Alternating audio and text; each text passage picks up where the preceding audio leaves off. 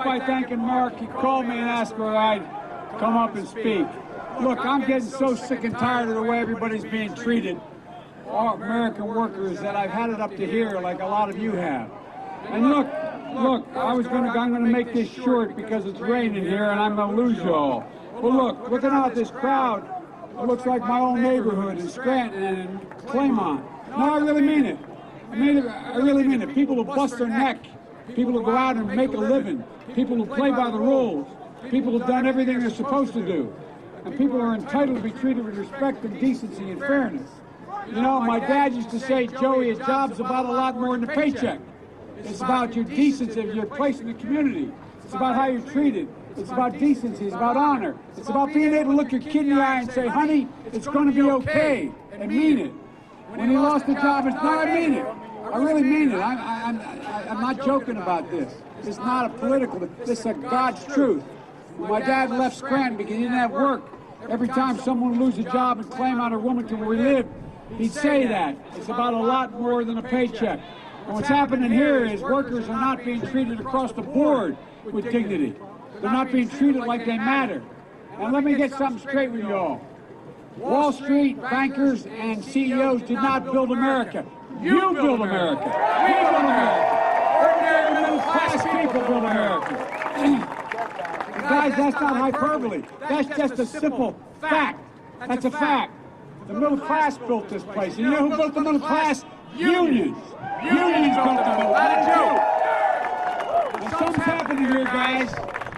The reason why you not only busted your neck and walked picket lines and went on strike over the years to get better results for you, you got better results for every worker in America. There's only one reason why there's a 40-hour week. There's only reason why there's overtime pay. There's only one reason why this protection exists. And it exists for all workers because of you. But for a while, a lot of other laborers, not union, forgot it. But now the way they're being treated by corporate America, they're beginning to remember it again. That's why they're going to support you in boycotting this place. That's why they're going to support you in, well, I really mean it. Things are going to change. And it's about time they change. Look, guys, everybody who works like hell in this country, the way we're all raised is you work, you play by the rules, you get a shot. And you get a shot, you get an opportunity. You get an opportunity to be in the middle class. The middle class is not a number. Middle class is a value set. It's about being able to own your own home and not have to rent it. It's being able to send your kid to a decent park where then you know they're going to come home safely. Send them to school, you know if you do well they can go beyond high school. It's being able to take home your geriatric mom when in fact your dad passes away and hope your kids never have to take care of you. And how's that happen? It happens if you have decent health care. It happens if you have a fair wage. It happens if you have a retirement. Without those things, you cannot live a middle-class life.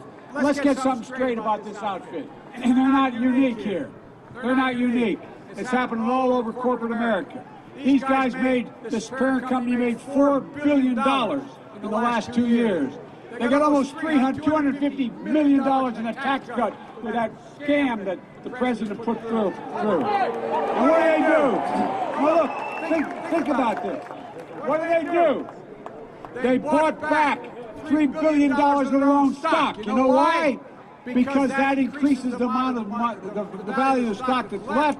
That means the CEO gets paid a hell of a lot more, the wealthy get paid a lot more, and the stock carriers get paid a lot more. You know, it used to be that the only stakeholder in corporations were not just shareholders. I got a cartoon in my office that I think you saw it, Marty. Every time the president committee turned it around, it was on the mantelpiece. By now I have it in my other office in Penn. And it says, it's a picture, it's a New Yorker, it's a picture of a great big rotund guy with a black turtleneck, black mask, and a black beret. And he's sitting at a table being interrogated. And there's a great big bag, a burlap bag on the table with a money sign on it. And he's looking at the interrogator and he said, how was I supposed to know he was a job creator? When did that happen? The only people who are job creators are stockholders. When did that happen? My dad busted his rear end selling automobiles as a general manager. You mean to tell me he didn't create jobs all up and down the line? You don't create jobs all up and down the line. We used to have everybody who's in on the deal. It used to be a basic bargain. That if you contributed to the benefit of the outfit you work with, you got to share in the benefits. But that doesn't happen anymore. Wages have gone up very little. Productivity's gone up exponentially. And where are you sitting? The same place you've been before. Look, guys, we've had enough of this. I really mean it. We've had enough of this. It's not just happening here. It's happening in union movements all across the country, and a lot of ordinary people getting out there and supporting them. This bargain has been broken, and the fact of the matter is, you know, what they do with this is they go back and they, you know, how can they make that money, buy back all that stock, and tell you they're going to cut your wages, they're going to cut overtime, they're going to cut your medical care benefits, they're going to cut, I mean, how in God's name does that match anything? Not a joke. I mean, look, I know you're used to hearing political speeches, and I'm a politician, I get it. But this is way beyond that, guys. This is way beyond that. This is wrong. This is morally wrong what's going on around this country. And I've had enough of it. I'm sick of it, and so are you. Guys,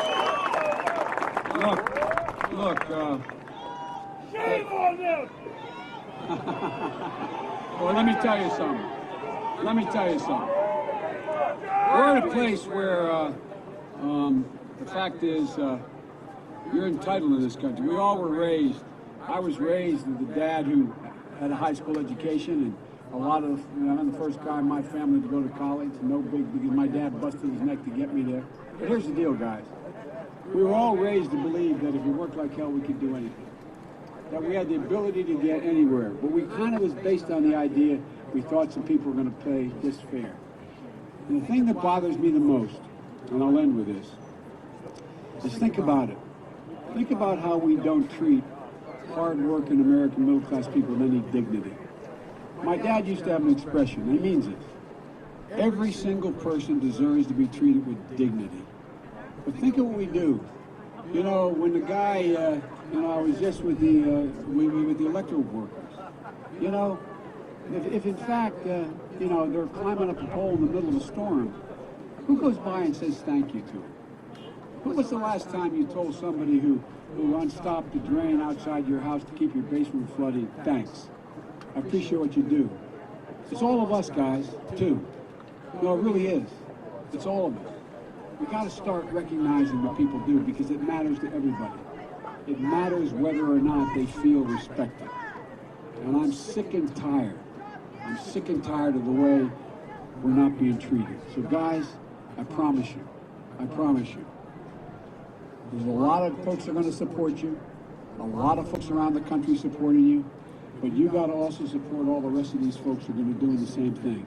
We got to stand together, and if we do, we will take back this country. I mean it. Don't give up. Keep it going. And one job should be enough. Thank you.